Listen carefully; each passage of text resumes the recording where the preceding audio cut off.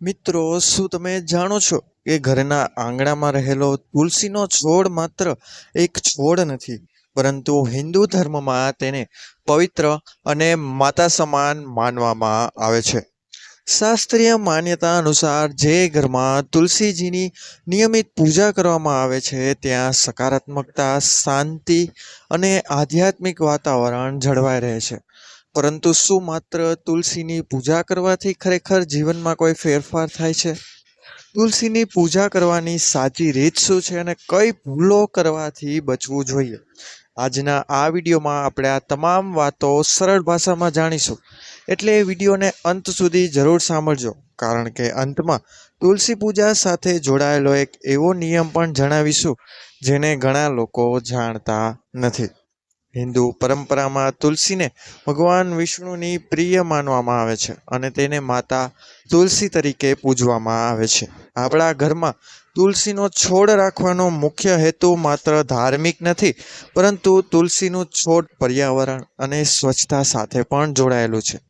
જ્યારે આપણે તુલસીની પૂજા કરીએ છીએ ત્યારે આપણું ધ્યાન થોડા સમય માટે શાંત થાય છે, મનમાં ભક્તિનો ભાવ આવે છે અને સવારની એક નિયમિત આધ્યાત્મિક શરૂઆત થાય છે. ધાર્મિક માન્યતા પ્રમાણે તુલસીજીની પૂજા કરવાથી ઘરમાં સુખ શાંતિ અને સમૃદ્ધિનું વાતાવરણ રહે છે.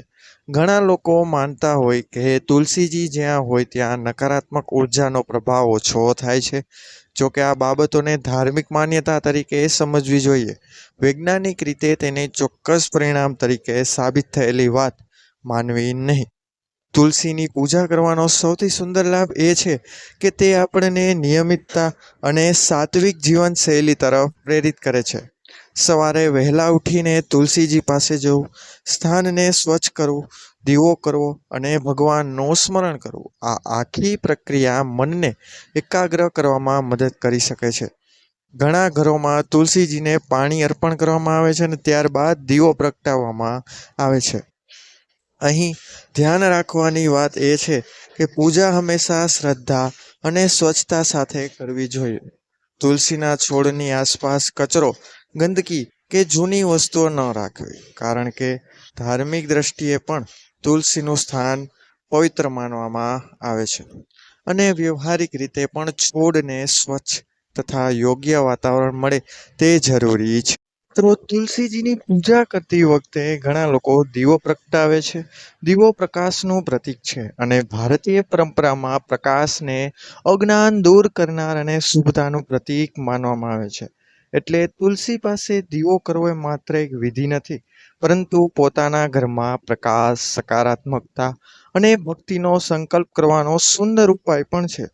કેટલાક લોકો તુલસીજીને પ્રદક્ષિણા પણ કરે છે. પ્રદક્ષિણા કરતી વખતે ભગવાનનું સ્મરણ કરવામાં આવે છે અને મનને શાંત રાખવાનો પ્રયત્ન કરવામાં આવે છે.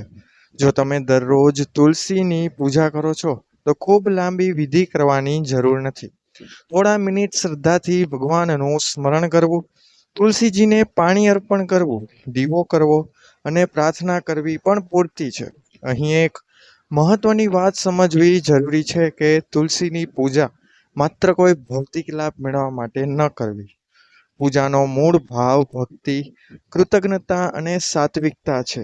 જો આપણે પૂજા કરીએ અને સાથે ઘરમાં ગુસ્સો, ઝઘડો, અપશબ્દો અને અશાંતિ રાખીએ તો માત્ર વિધિ કરવાથી જીવનમાં સાચી શાંતિ ક્યારેય નથી આવતી. એટલે તુલસી પૂજા સાથે સારા વિચારો, સારા વર્તન અને સ્વચ્છ જીવનશૈલી પણ એટલી જ જરૂરી છે. ધાર્મિક માન્યતા પ્રમાણે તુલસીજી ભગવાન વિષ્ણુને અત્યંત પ્રિય છે અને તેથી વિષ્ણુ તથા કૃષ્ણની ઉપાસનામાં તુલસીના પાનનું વિશેષ મહત્વ છે. ઘણી જગ્યાએ ભગવાનને તુલસી પત્ર અર્પણ કરવામાં આવે છે. આ કારણે તુલસીનું સ્થાન વૈષ્ણવ પરંપરામાં વિશેષ માનવામાં આવે છે. પરંતુ તુલસીના પાન તોડતી વખતે પણ પરંપરાગત નિયમોનું પાલન કરવું જોઈએ. ઘણા લોકો રવિવાર, દ્વાદશી અને કેટલાક વિશેષ દિવસોમાં પણ તુલસીના પાન ન તોડવાની પરંપરા માને છે. અલગ અલગ પ્રદેશો અને સંપ્રદાયોમાં નિયમોમાં થોડો ફરક જોવા મળી શકે છે. તેથી પોતાના કુટુંબની પરંપરા અથવા ગુરુ પરંપરાનું પાલન કરવું. તુલસીની પૂજા કરતી વખતે એક સામાન્ય ભૂલ એ છે કે લોકો છોડને જરૂર કરતાં વધારે પાણી આપે છે. ધાર્મિક પૂજા પોતાની જગ્યાએ છે, પરંતુ છોડ એક જીવંત છોડ છે અને તેને યોગ્ય પ્રમાણમાં જ પાણી આપવું. વધારે પાણીથી મૂળ સડી શકે છે, છોડને નુકસાન થઈ શકે છે. એટલે તુલસીજીની સેવા એટલા માત્ર પૂજા નહીં, પરંતુ છોડની યોગ્ય સંભાળ રાખવી પણ છે. તેને પૂરતો સૂર્યપ્રકાશ, હવા અને યોગ્ય પાણી મળતું રહે તેનું ધ્યાન રાખવું જોઈએ. જો તુલસીનો છોડ સુકાઈ જાય તો તેને લઈને અંધશ્રદ્ધા કે ભયમાં પડવાની જરૂર નથી. છોડની કુદરતી સ્થિતિ, ઋતુ, પાણી, માટી અથવા જીવાતો જેવા કારણો પણ તે સુકાઈ શકે છે. એ વસ્તુને તમારે ધાર્મિક અપશકુન માનવું જરૂરી નથી. તુલસીની પૂજા કરતી વખતે મનમાં એક સુંદર સંકલ્પ કરી શકાય છે કે હે માતા તુલસી, મારા ઘરમાં શાંતિ રહે, પરિવારના સભ્યોમાં પ્રેમ રહે, અમને સારા વિચારો મળે અને અમે સત્ય તથા સાત્વિક જીવન જીવીએ. આવી પ્રાર્થના મનને સકારાત્મક દિશા તરફ લઈ જઈ શકે છે. જો ઘરમાં નાના બાળકો હોય તો તેમને પણ તુલસીની સેવા અને છોડનું મહત્વ સમજાવી શકાય છે. આ રીતે ધાર્મિક પરંપરા સાથે કુદરત પ્રત્યેનો પ્રેમ પણ વિકસે છે.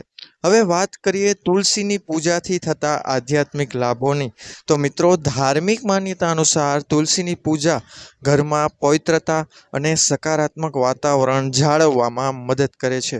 ભગવાન પ્રત્યે ભક્તિ વધારે છે અને મનને શાંતિ આપે છે. જ્યારે આપણે દરરોજ એક જ સમયે થોડા મિનિટ પૂજા કરીએ છીએ ત્યારે આપણા જીવનમાં એક સારો નિયમ બને છે. આ નિયમિતતા પોતે જ મન માટે ઉપયોગી બની શકે છે. તુલસીની પાસે બેસીને થોડા સમય માટે મંત્ર જાપ અથવા પ્રાર્થના કરવાથી મનને એકાગ્ર કરવાનો અનુભવ પણ થઈ શકે છે.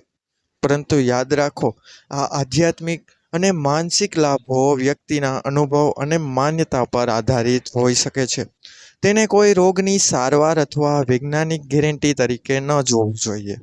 સૌથી મહત્વની વાત, તુલસીની પૂજા કરતી વખતે માત્ર બહારની વિધિ નહીં, પરંતુ અંદરની ભાવના પણ મહત્વની છે. તમે સોનાનો દીવો કરો કે સામાન્ય માટીનો દીવો, ભગવાન સામે તમારી શ્રદ્ધા અને ભાવના સૌથી મહત્વની છે. તુલસીજી પાસે ઊભા રહીને કોઈના માટે ખરાબ વિચારવું અને પછી પૂજા કરવી એ ભક્તિના મૂળ ભાવને નબળો બનાવે છે. તેથી તુલસી પૂજાનો સાચો અર્થ છે શુદ્ધતા, શાંતિ, પ્રકૃતિ પ્રત્યે આદર અને ભગવાન પ્રત્યે શ્રદ્ધા. અને હવે અંતમાં એ નિયમ જે ઘણા લોકો જાણતા જ નથી, એ છે તુલસીના છોડની સેવા કરતી વખતે તેને માત્ર પૂજાની વસ્તુ ન માનશો, તેને જીવંત છોડ તરીકે પણ સાચવો. નિયમિતપણે સુકાઈ ગયેલા પાંદડા દૂર કરો, યોગ્ય પાણી આપો, પૂરતો પ્રકાશ આપો અને આસપાસનું સ્થાન સ્વચ્છ રાખો. કારણ કે સાચી તુલસી સેવા એટલે પૂજા સાથે તેની સંભાળ પણ કરવી. તો મિત્રો, જો તમારા ઘરમાં તુલસીનો છોડ છે તો આજથી જ તેની પાસે થોડો સમય શ્રદ્ધાથી બેસો, દીવો કરો, ભગવાનનું સ્મરણ કરો અને એક સારો સંકલ્પ લો કે તમારા ઘરમાં પ્રેમ, શાંતિ અને સકારાત્મકતા જાળવી રાખશો. તુલસીજીની પૂજા કોઈ ચમત્કારની ગેરંટી નથી, પરંતુ ભારતીય સંસ્કૃતિમાં તે ભક્તિ, પવિત્રતા અને પ્રકૃતિ સાથેના જોડાણનું સુંદર પ્રતીક છે. જો તમને આ માહિતી મિત્રો ગમી હોય ને વિડીયો પસંદ આવ્યો હોય તો વિડીયો લાઈક કરજો, ચેનલને સબસ્ક્રાઈબ કરજો અને કોમેન્ટ બોક્સમાં એકવાર જય તુલસી માતા લખવાનું ભૂલશો નહીં. તો મિત્રો, વિડીયોઝના આવા જ જોવા સાથે તથા આવા જ ધાર્મિક વિડીયો માટે ચેનલ સાથે જોડાયેલા રહેજો. મળીશું મિત્રો આપણે નવા વિડીયો સાથે. ત્યાં સુધી બધાને મારા હર હર મહાદેવ, જય શ્રી હરિ વિષ્ણુ. ધન્યવાદ. અસ્તુ.